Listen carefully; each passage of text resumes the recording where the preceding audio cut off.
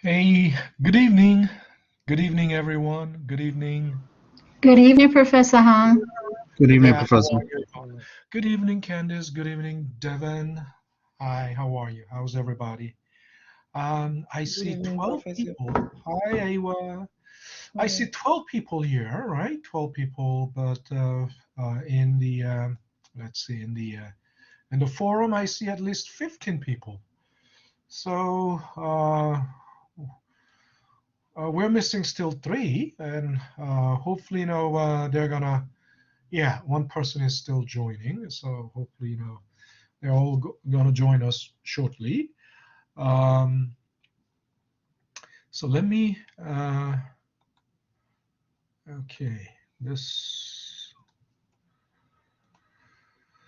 So basically, we talked about almost everything, right? Um, uh, in our last session, we talked about price earnings and market price to book value ratio. So if one thing we didn't talk about, if there was one thing, it was fixed charge coverage. So fixed charge coverage is slight. It's just like coverage ratio. But look, think about it. EBIT EBIT over interest is the coverage ratio or times interest earned, right? EBIT or but fixed charge coverage is basically adding in lease payment because interest and lease payments are fixed payments, right? Fixed charges, and to be able to cover that, you should have at least enough EBIT uh, and in on top of the EBIT, there must be enough earnings. So think about it. What can there be, additional? I mean, EBIT is the only earnings, but uh, if there is lease payments, so it's like this. Uh, this is the lease payment that you have to pay. This is the lease payment that comes in. Um how how is that how is that possible? I mean, if you're renting out something, then there will be a lease payment that comes in. Usually, and the interesting thing is why I don't know why they did it this way, uh, but uh, lease payment would be part of the EBIT normally, isn't that right? Why? Uh, Simply because in the income statement, right? If you have rental income, right? If you have rental income, yeah, yeah, yeah, yeah. Okay, I'm gonna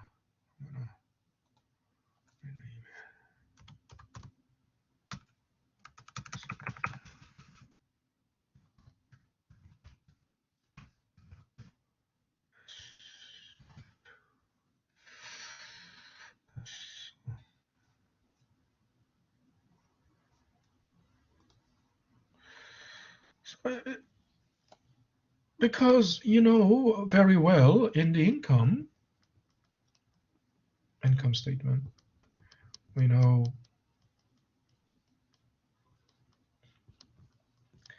most of the income is revenue, sales revenue, right?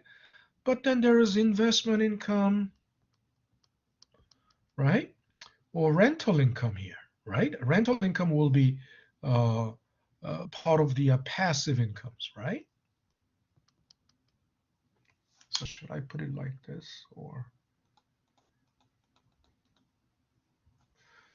and then there can be rental income.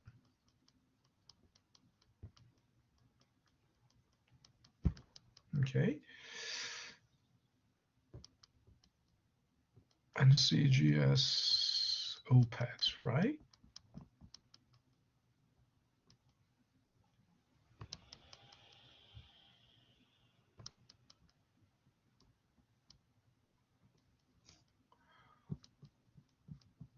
And then the result is EBIT, right? Subtract. So if ever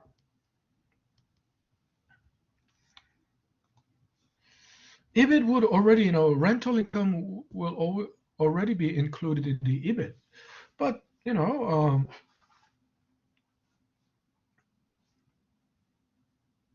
if they didn't have particular rental income, I mean, if they didn't originally include it here, if they didn't originally include it in the income, then they will have to separately add it, right? Because think about it. If you because its coverage ratio is basically times interest earned rate ratio times interest earned, and then which is basically EBIT over interest. But the lease payment that you have to make, right? Cash coverage, right? Cash coverage ratio.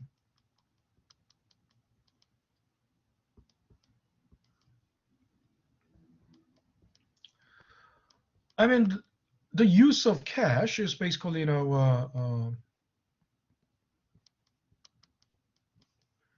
you cannot run away from, interest, and you cannot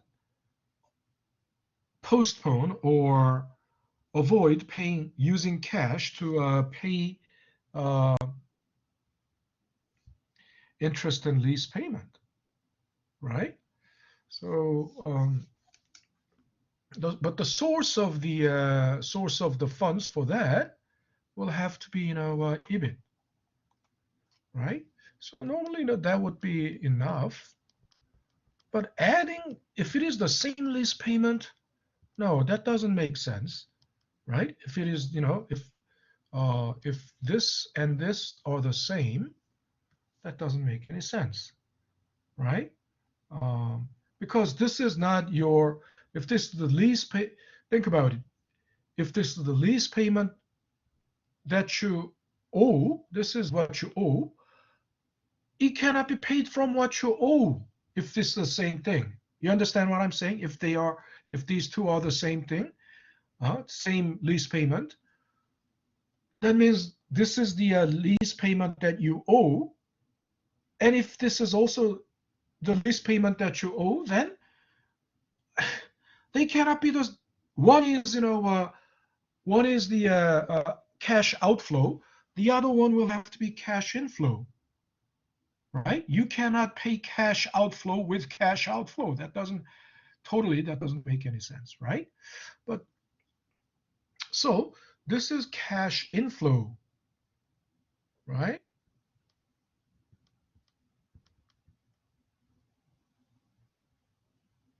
This has to be cash inflow,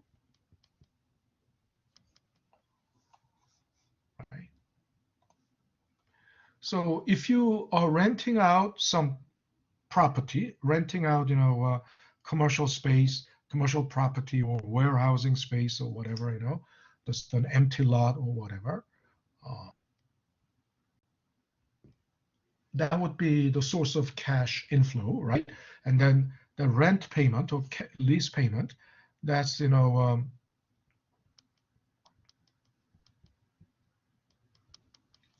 that's the source of, cash.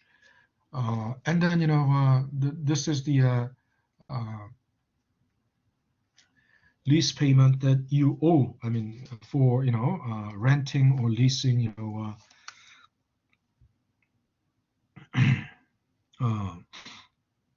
property or equipment. So that's the only thing.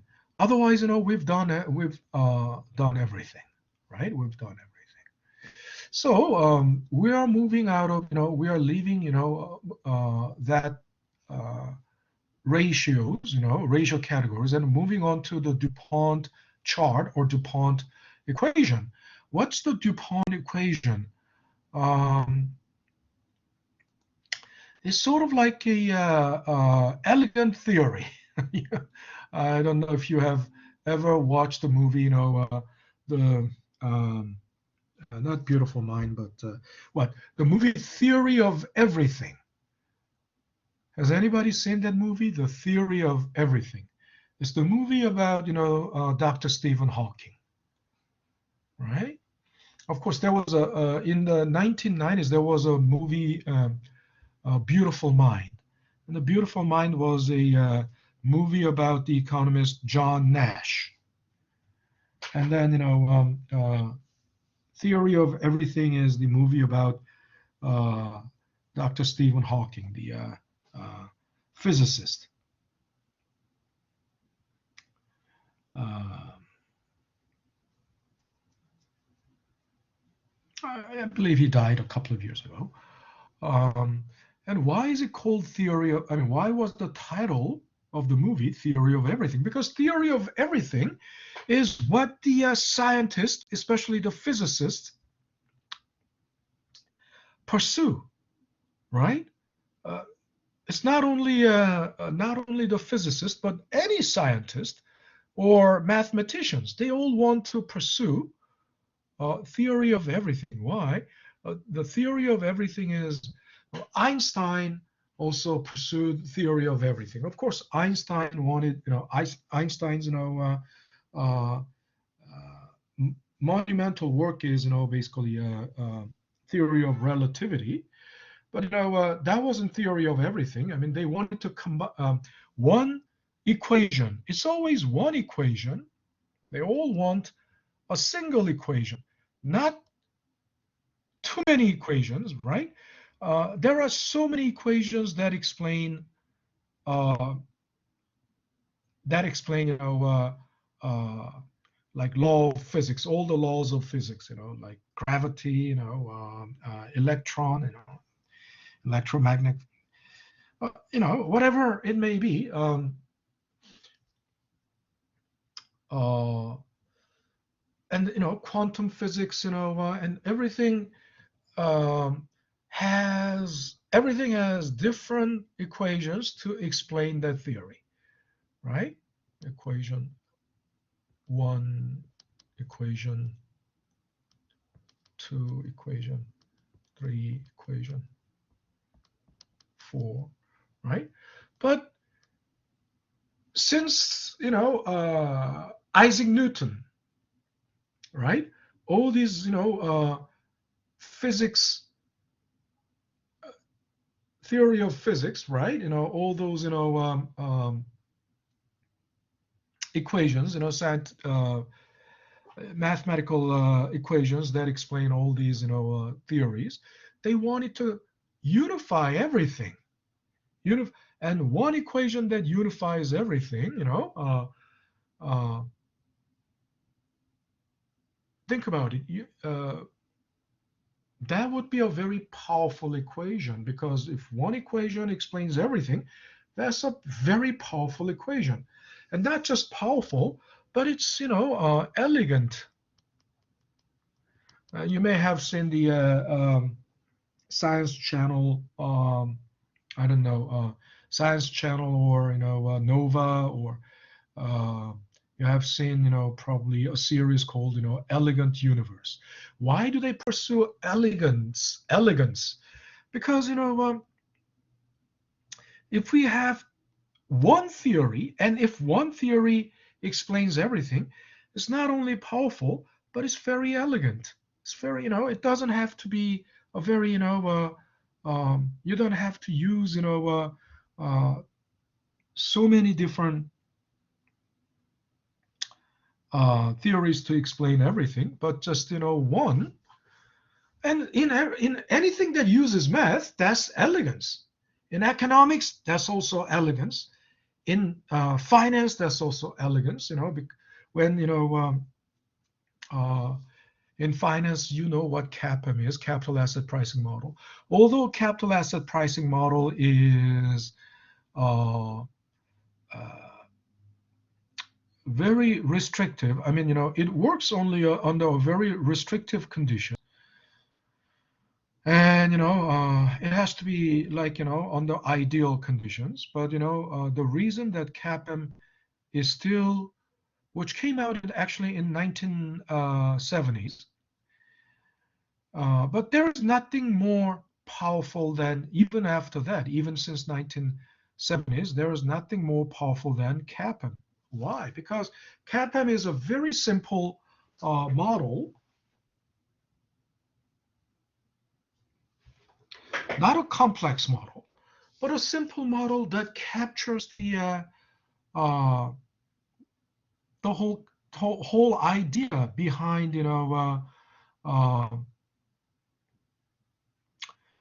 how return should be determined, how the required return should be determined.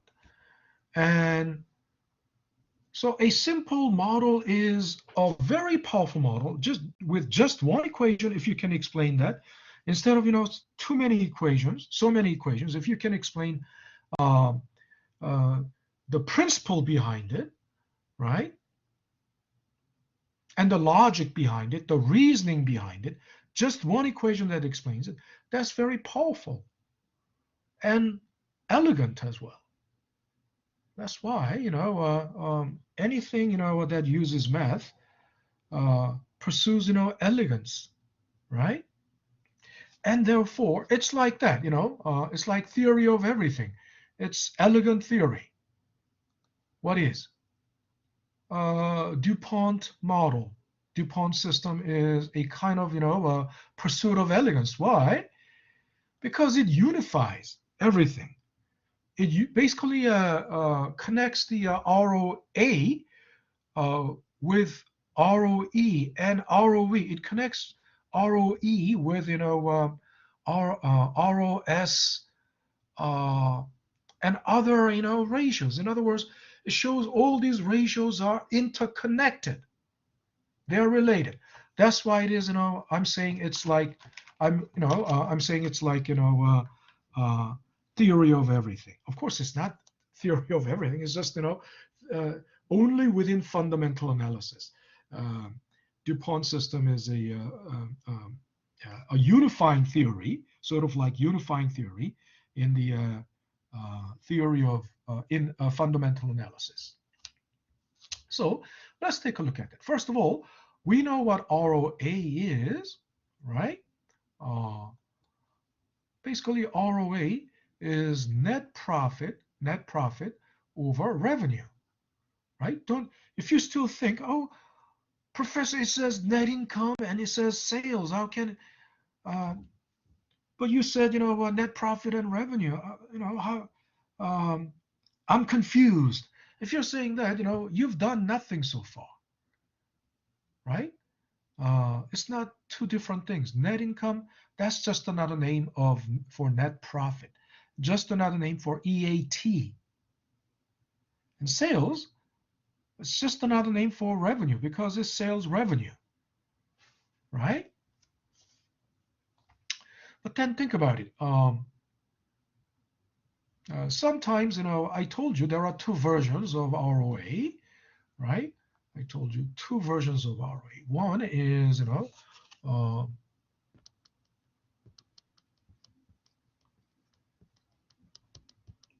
one version is, EAT over revenue. Of course, EAT is net profit, right? Another version is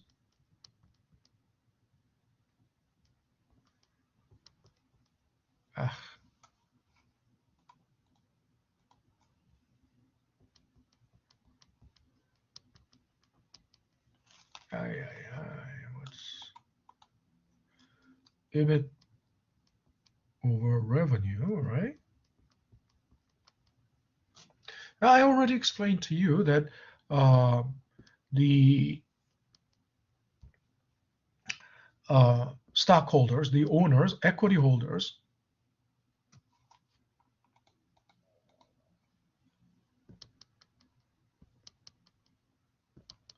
this is the relevant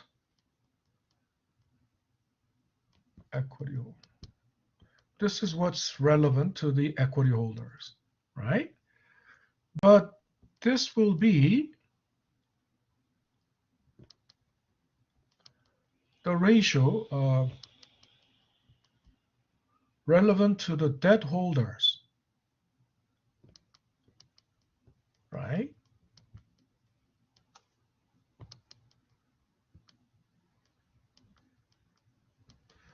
this won't be, this version won't be too relevant to the debt holders because EAT, it doesn't belong to the bond holders or debt holders, right? Of course, it's not entirely irrelevant. Obviously, a company with high a company with high ratio. I mean, no matter what, whether you use earnings after taxes or EBIT, um, the higher the number, right? The higher the number, they will like it, regardless, right? Regardless of equity holder or debt holder, they will like it. They prefer, obviously they prefer a higher return on assets than lower return on assets. And also, even the debt holders, this is an important number. This version is an important. It has significance. However, it doesn't directly affect them. But EBIT, part of the the interest, that's what matters to the debt holders. So that's more relevant to the debt holders. But then if we use this version, the upper one, right? Again, we can rewrite it like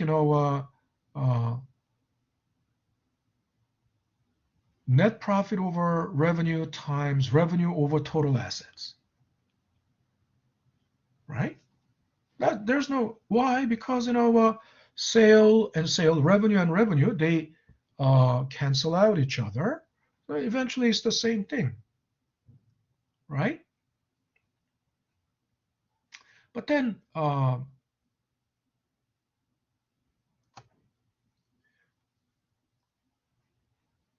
think about it. First, what they did was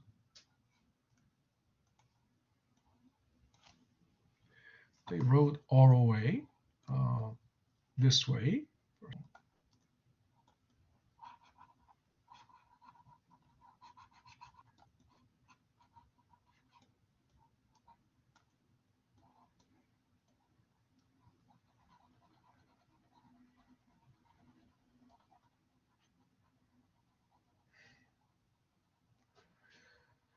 Now, it won't, it will be the same thing even if they did, did it with, EBIT, right? Sales over sales. I mean, in other words, revenue over revenue, right? Of course, this is one, so it doesn't make any difference. But we can, no change. It doesn't affect the ratio. But then, as is shown there in the slide, then this can be rewritten as. I mean, there's not, nothing wrong, no harm, switching the denominator or switching the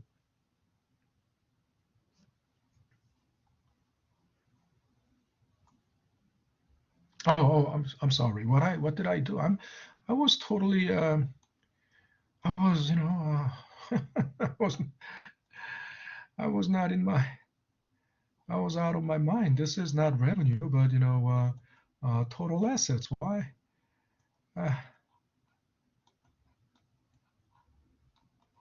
such right? Ah,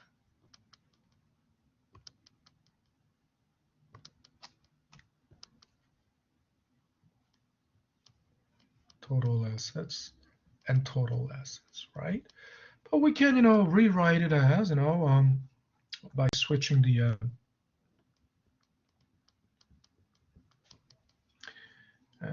by swapping the denominator, we can rewrite this as, because the whole thing one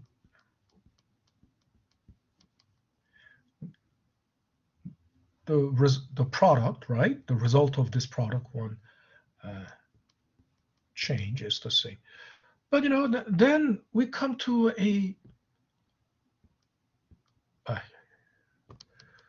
then what is this?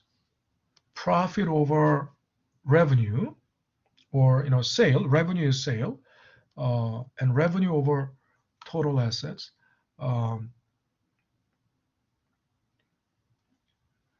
Profit over revenue is called, because revenue is sale, right?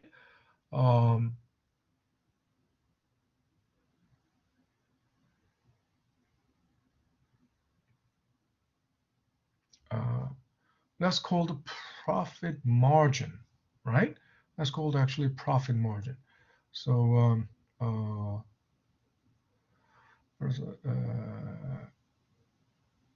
or return on, I'm sorry, return on sale, profit margin, or return on sale.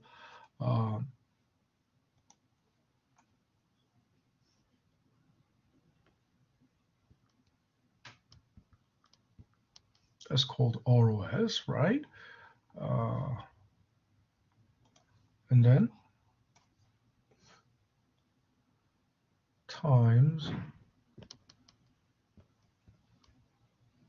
total assets turnover ratio. Total assets turnover ratio. You understand what, think about it.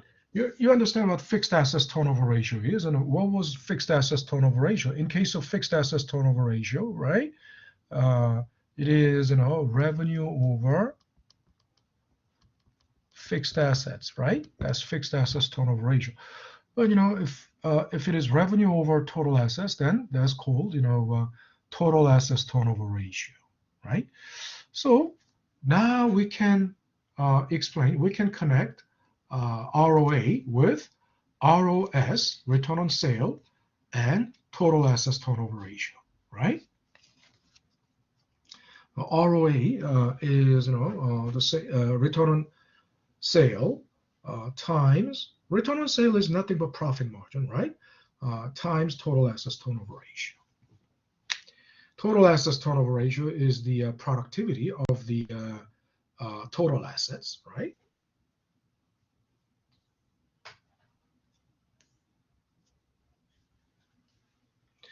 So in other words, profit margin times the productivity of the total assets, that is, return on assets.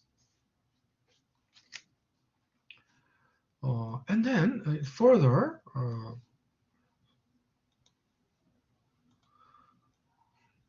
it can further be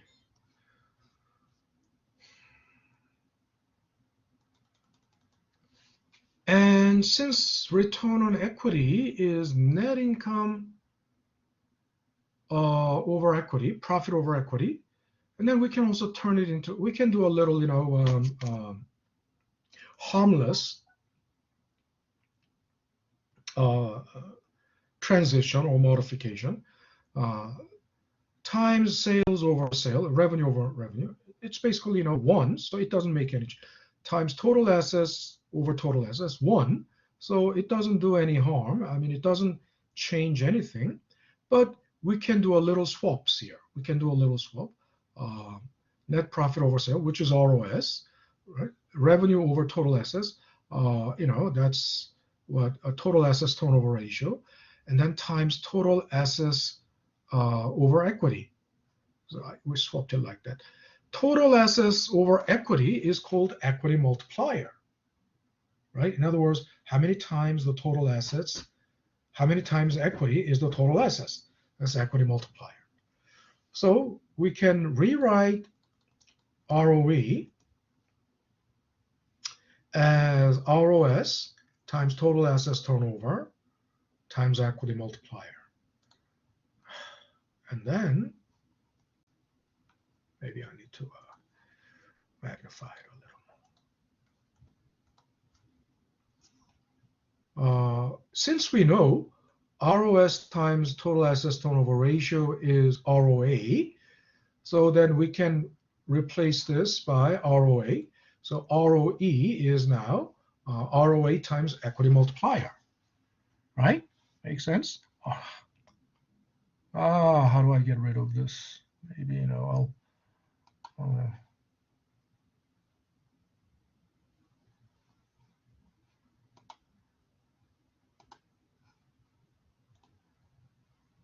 toolbar, tool.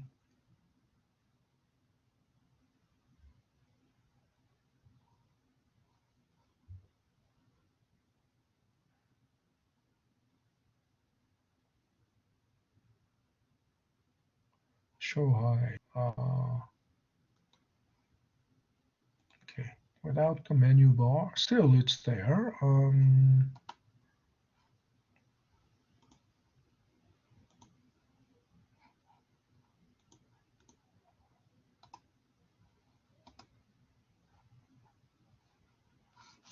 Okay, now I'm without even menu bar. That's fine. I'll just. So now we are connecting ROE with ROA and equity multiplier. Hope this is clear to everyone. So basically, eventually, Dupont system or Dupont model is basically explaining ROE by other ratios in an integrated way. Everything is integrated, right? So in a way, it's a unifying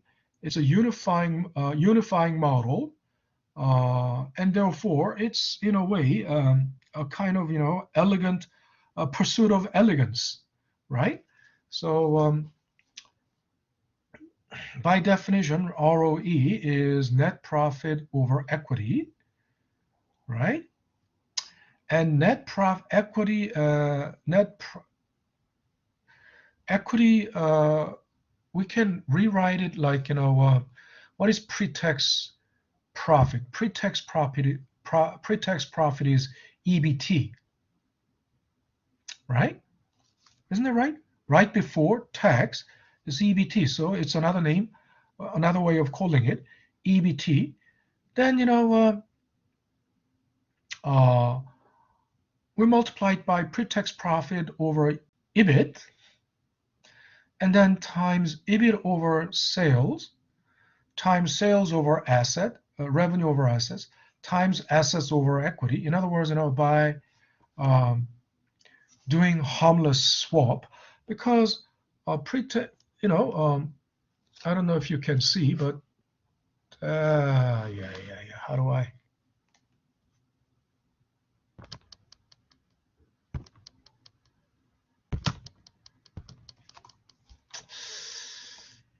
No, that's not tool, not homes. What do I do?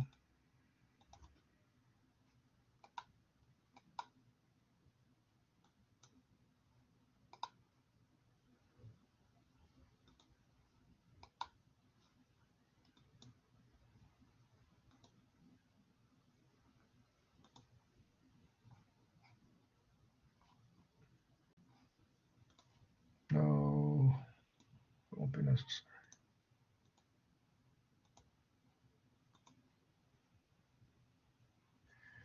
Okay, I'll have to write it on the whiteboard.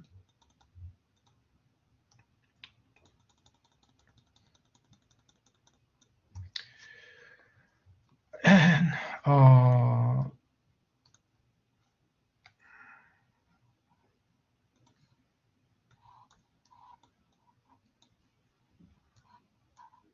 okay, so ROE, which is basically EAT, or net profit over equity, and do some harmless transitions. We'll do some harmless transitions.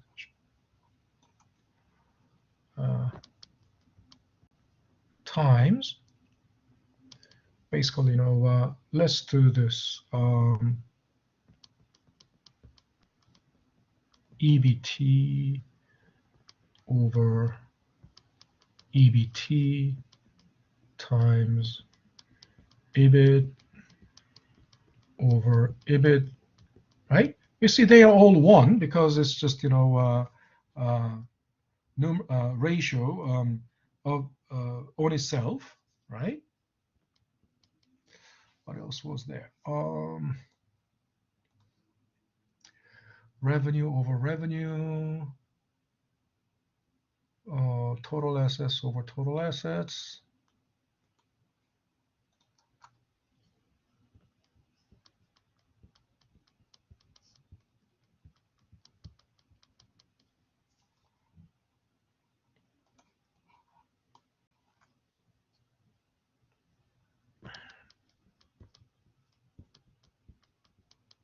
Total assets over total assets. So basically they are all, one, one, one, one. So it doesn't, do anything. It doesn't affect. But then if once we, swap, some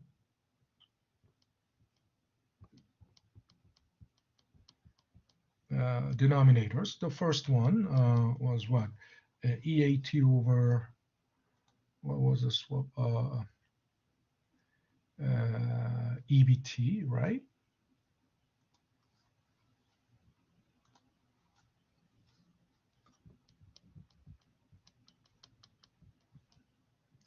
And then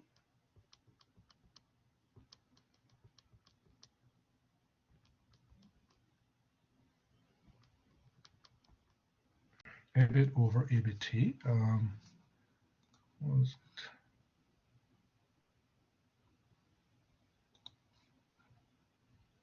EBT over EBIT, EBIT over.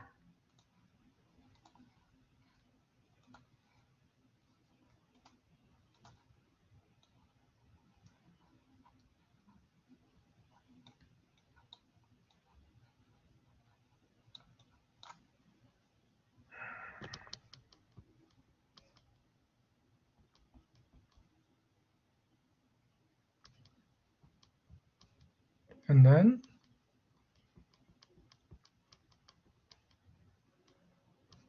EBIT over revenue, right? And then total assets over equity, right?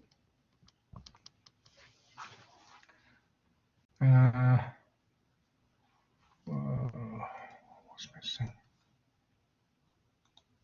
What was missing? EBIT over revenue, revenue over total assets. Yeah.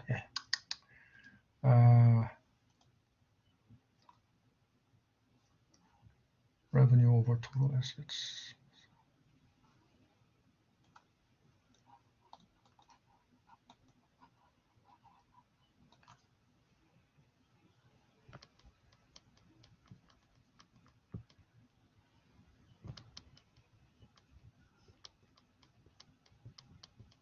Revenue over total assets. And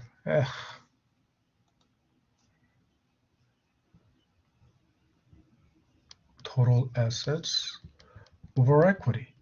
So what is this? We did a little swap of the denominators. I mean, but it's a product. The whole thing is still the same thing, right?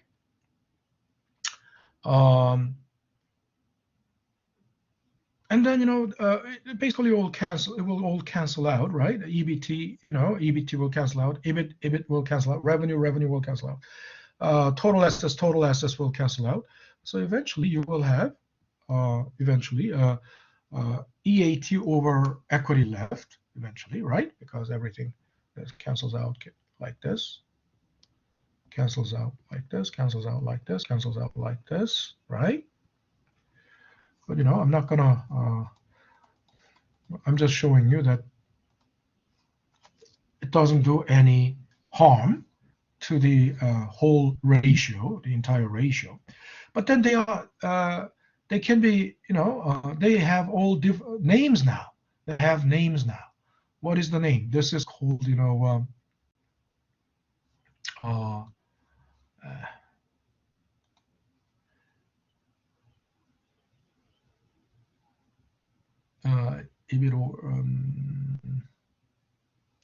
so the names that we recognize, first of all,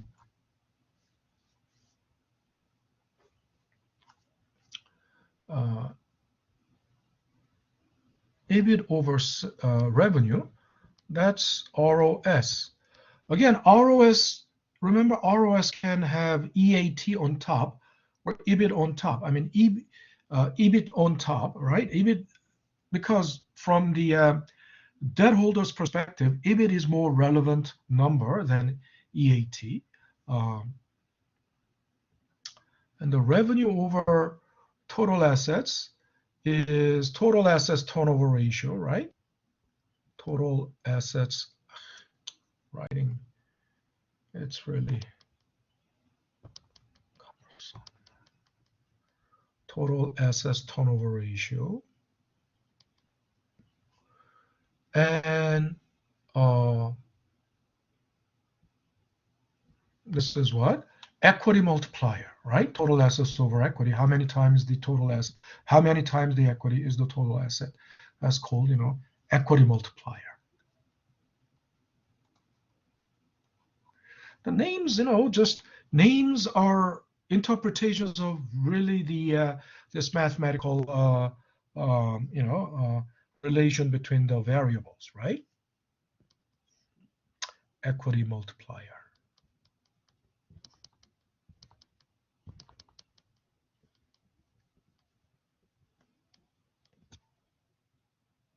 Multiplier. Okay. Then what are the others called?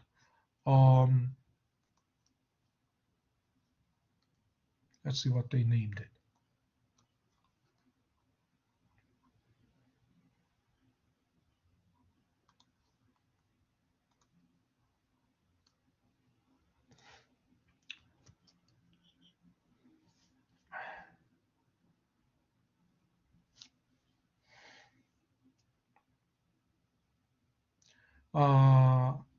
Revenue over, asset over equity multiplier, right? And then others are named. Others also have name.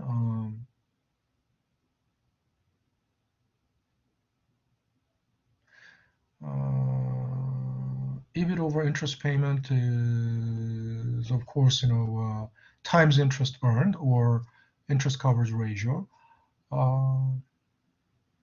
But I don't see particularly. Okay.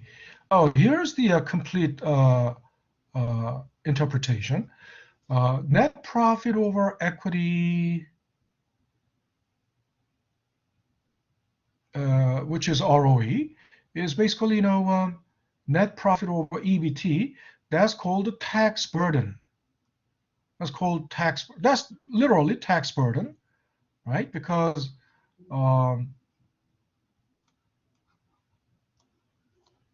the difference between EBT and EAT is the tax, right? So this ratio will represent the tax burden. But the higher this ratio, the lower the tax burden. The lower this ratio, the higher the tax burden. Think about it, because the difference between the two is the tax, right? So obviously, if EAT is bigger, I'm not saying bigger than EBT, but if tax is smaller, EAT will be bigger. Then the ratio will be bigger, right? So the higher the ratio, the lower the tax burden, right?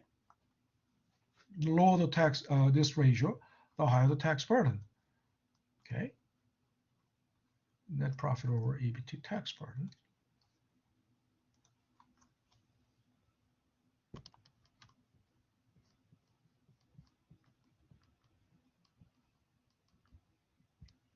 That's the tax burden. And between, EBT and EBIT, it's the interest. So that's the interest burden, right? Interest burden.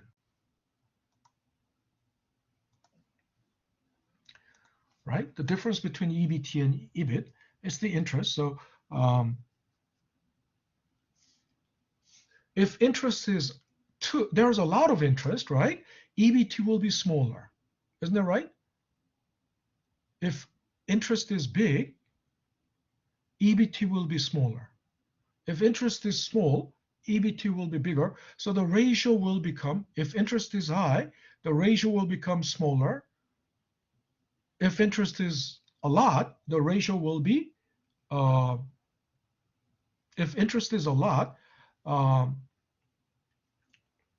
EBT will be smaller. So the ratio will go down. If interest is small, EBT will be bigger. Interest burden will be smaller. So this is, interest burden.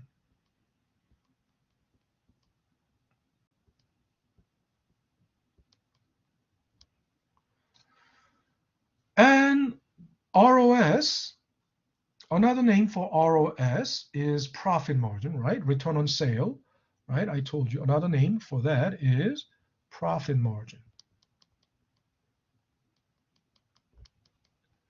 right? And then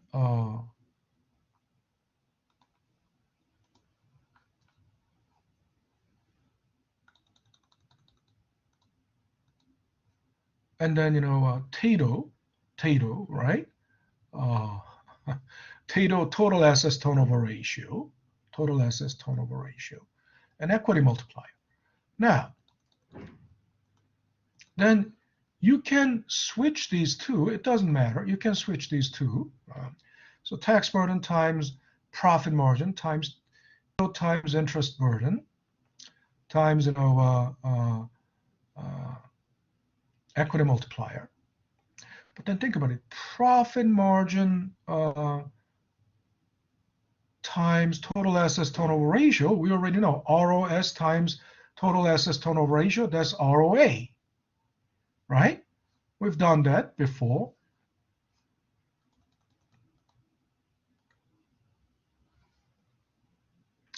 Right? ROS times total assets turnover ratio, right? That's ROA, right? TATO. ROS times TATO.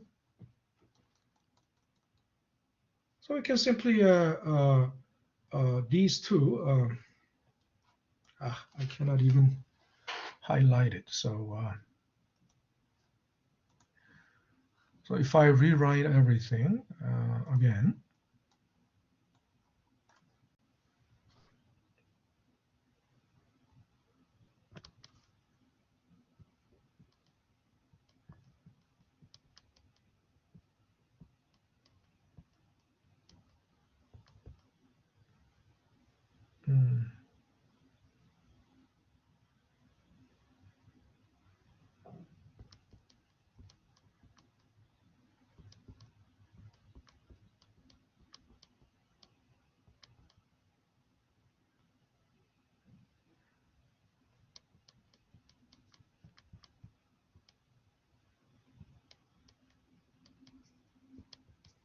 interest burden times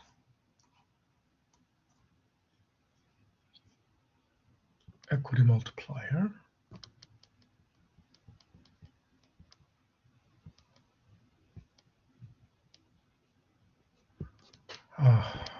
Equity multiplier.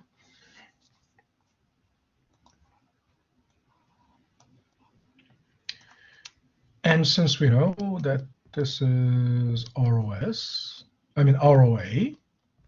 we can rewrite it as then tax burden times ROA times, now interest burden and equity multiplier, that's also called compound leverage factor. Interest burden times equity multiplier is called compound leverage factor. So what does that mean? Interest burden is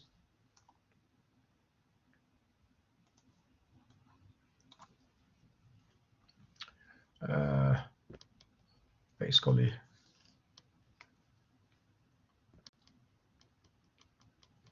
compound leverage factor. And then think about it. If you think about it,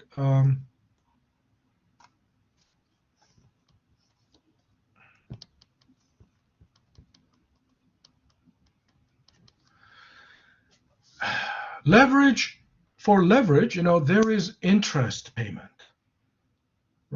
for leverage, for borrowing money, right? Or for debt, there is, interest burden. So the equity multiplier is basically the inverse, the reciprocal, not the reciprocal, but what should I say? It's the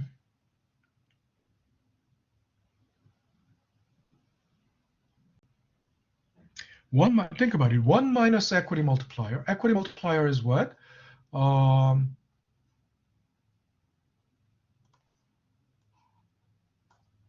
If you further think about it, what is equity multiplier? Equity multiplier is total assets over equity. So if you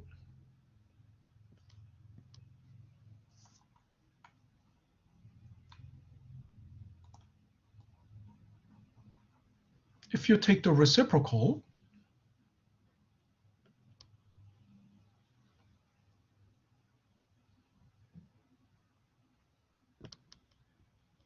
in other words, -1, what is that?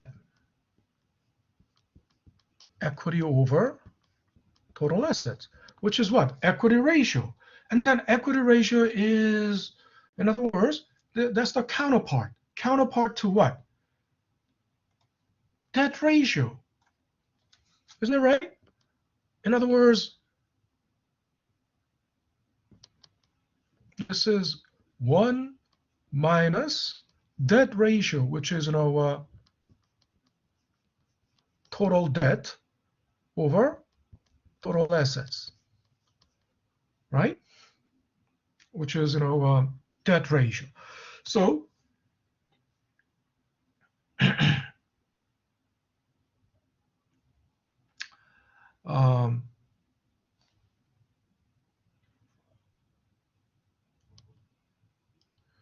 so we can,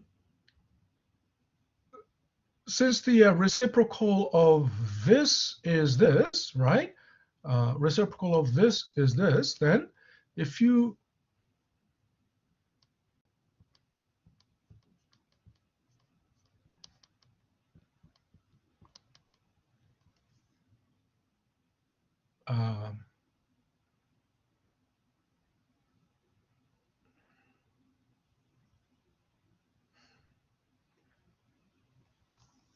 what I'm trying to say is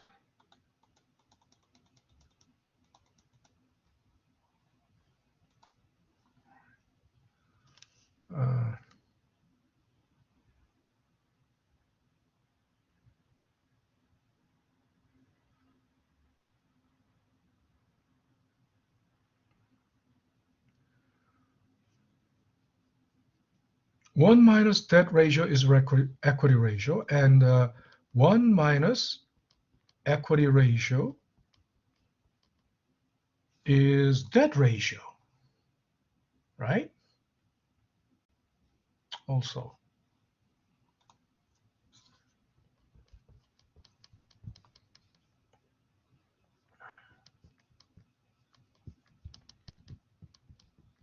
Right? So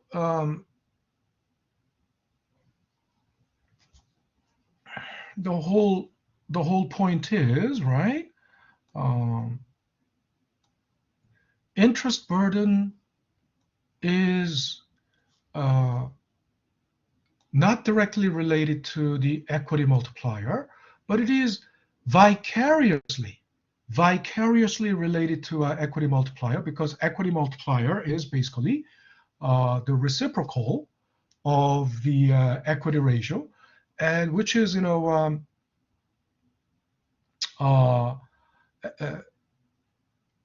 which is 1 debt ratio, right? 1 minus debt ratio. Equity ratio is 1 minus debt ratio. So it's vicariously related. Interest burden is vicariously related. That's why it is called compound leverage factor. Compound leverage factor. Okay? It's just name. I mean, to actually bring it to an operational level, you will have to Anyway, go back to uh,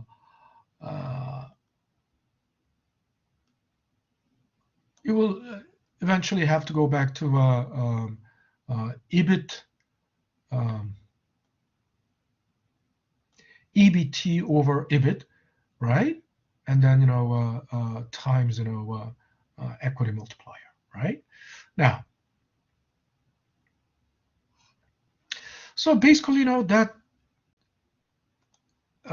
the interpretation of all of this. In other words, it boils down to basically connecting everything to ROE and unifying ROE with, unifying all of this under ROE. So then they even produced a chart. They presented a chart called, modified Dupont chart. And it's basically, how ROE, everything, it's like a tree. Everything all boils down to, or everything all leads to ROE, right? Like, like the saying, all roads lead to Rome, right? All,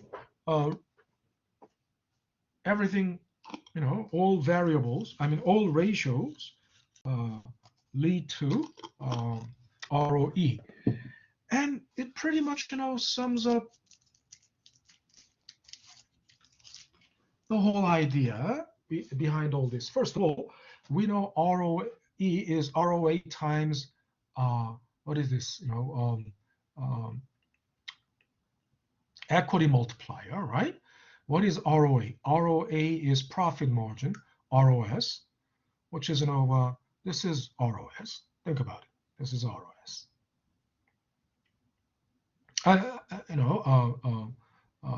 This is profit margin, right? This is profit margin, which is ROS times total assets turnover ratio, right? ROA is profit margin times total assets turnover ratio, and profit margin is, what is this? EBIT minus interest, yeah, which is EBT, right? Times 1 minus tax rate. So after paying tax, that's whatever is left, right? So that's what? EAT, that's profit, right? Net profit. The whole thing means net profit. From EBIT, if you subtract interest, that's EBT. From EBT times 1 minus tax rate, that's what's left after paying taxes. So it's EAT. EAT over revenue or sales, right? Revenue, sales, the same thing. That's ROS, right? Which is also called profit margin. Times total assets turnover, right? That's ROA. And total assets turnover is revenue over total assets. Okay, ROA breaks down like that. And what's profit margin? Again,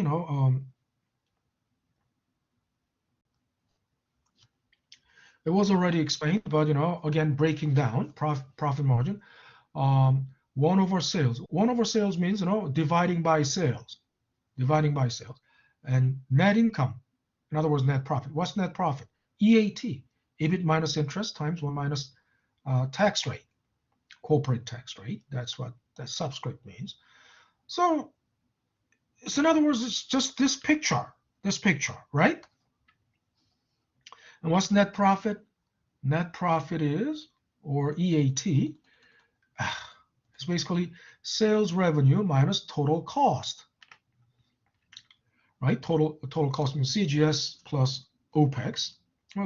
CGS plus OPEX, total cost is CGS plus OPEX. And then also you must subtract interest and preferred dividends. Preferred dividends means dividends on the preferred stock. Usually, not discussed very often, but if the company has preferred stocks, that outstanding preferred stocks, that they will have to pay dividends on the preferred stock, which is almost like interest because it's not. You can pass up some preferred dividends, but usually it's like dividend. I mean, it's like interest payment. And then you have to subtract taxes, right? But then, but add in, you have to add in depreciation. I mean, depreciation is cash flow, preserved cash flow. You understand that, right? But you're not adding in depreciation here in this case because it's part of the total cost. But most of the times, depreciation is already included in the operating expenses. It's just redundant to put depreciation here, but I don't know why they just put depreciation as a separate variable, um, which means they didn't include that in the operating OPEX, right? Normally it is included in the OPEX. They just wanted to probably make sure. So that explains what profit is, what net profit or EAT is. And then explanation of total assets turnover. We know it's revenue over total assets. So sales over time, 1 minus total assets. That's, total assets breaks down into fixed assets and current assets, right? And current assets break down into inventories, cash and cash equivalents, and short-term investments. So it's just a breakdown of, ROE into its origins, right?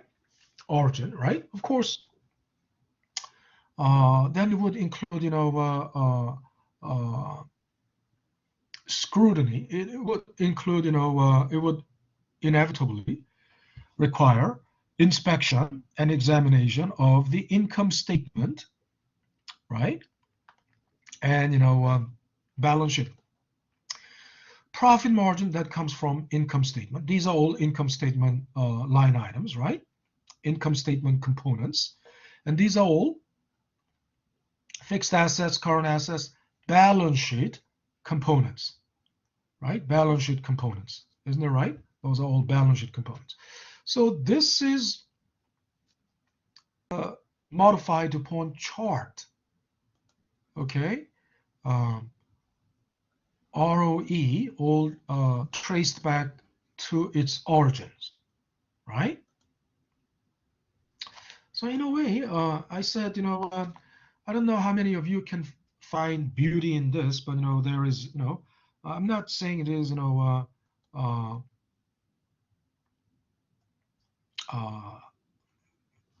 don't know. To me, it's not the most aesthetically perfect picture, but at least this is a picture that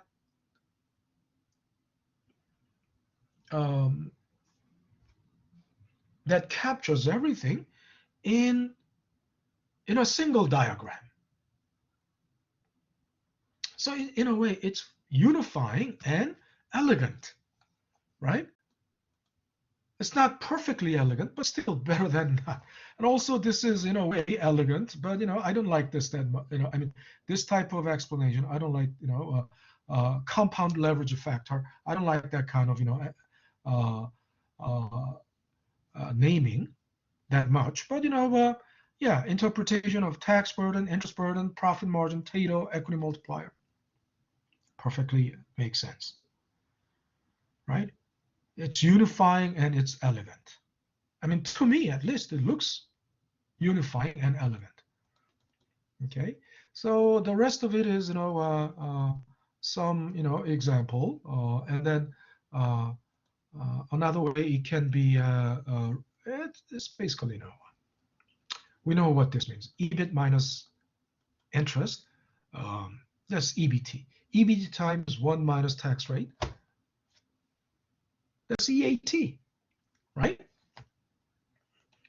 Just in, table, right? Put it in. And again, then the limitations and weaknesses of ratio analysis. Yeah, of course, they have, limitations and weaknesses, but, compared to its strength and its usefulness, the usefulness and strength far outweighs, right? The usefulness and strength far outweigh the limitations and weaknesses, right? Well, of course, it's not bad to know what are their, weaknesses. Okay, so any questions so far? Any questions? Where am I? Any questions? Well, that wraps up. If you don't have any questions, that wraps up everything about the ratio analysis. So in our next class, we will move on to topic 3, right? And net present value and internal rate of return. I mean, the title of the topic is capital budgeting, right? Capital budgeting. And one more thing, I almost forgot. Next Monday, we return to in-person mode, right? Everyone is aware of that, right? Next Monday, we're in-person mode. Okay, and also, I already posted a announcement about midterm, but I made a little modification. It was March 25th. Yeah, March 25th is this Friday. That's fine. You can do it this Friday, but I just postponed it 1 week, right? So it will be next Friday. Okay. We just finished everything about topic 2.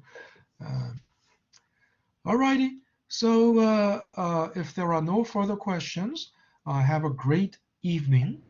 And I have a question. Yeah. Awa, so just stick around. Let me dismiss the class. Let me dismiss the class and take your question. Okay. All right. All righty. So class dismissed. See you guys next Monday in F707. And so stop recording.